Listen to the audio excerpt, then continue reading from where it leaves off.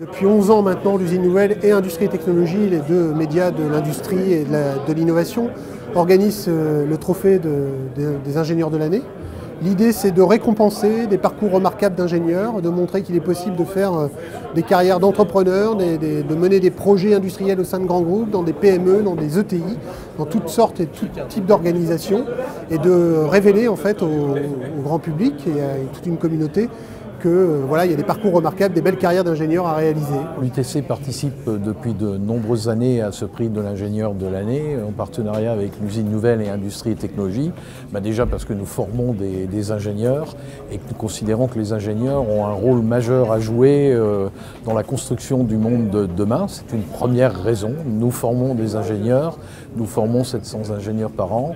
Et la deuxième raison, c'est parce que régulièrement, parmi les nominés, figure une personne, un ancien élève de l'UTC, un diplômé ou quelqu'un étant passé par l'UTC. Et je crois savoir que ce sera également le cas cette année. La manière dont on conçoit l'ingénieur, c'est que c'est un ingénieur qui doit être je dirais, présent au monde, c'est-à-dire être engagé dans la société, avoir en tête apporter des réponses à des problèmes de société en apportant de la technologie, mais une technologie qui est raisonnée, d'avoir vraiment une vision de développement durable.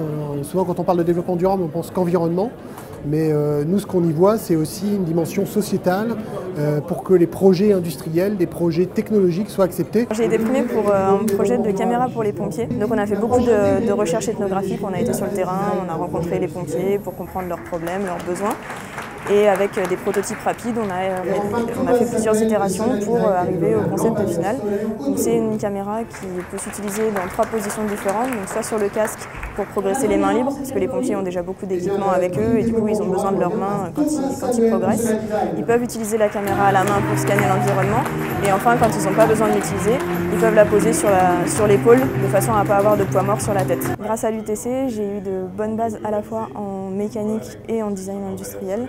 Et c'est vrai que ce sont 2 disciplines qui m'ont vraiment permis de m'adapter à l'environnement de ce projet et de proposer des solutions à la fois vraiment côté ingénieur mais aussi côté designer. Je crois qu'on a besoin effectivement dans la société d'aujourd'hui des gens qui soient audacieux, qui soient capables de penser autrement.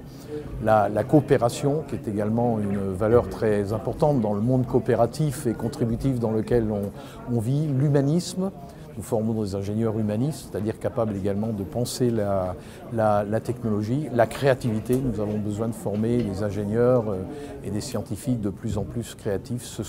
Et l'interculturalité, puisque nous assistons à une mondialisation, ce sont les 5 valeurs qui sont portées par l'UTC, ses personnels et ses étudiants, et qui se retrouvent mises en valeur ici.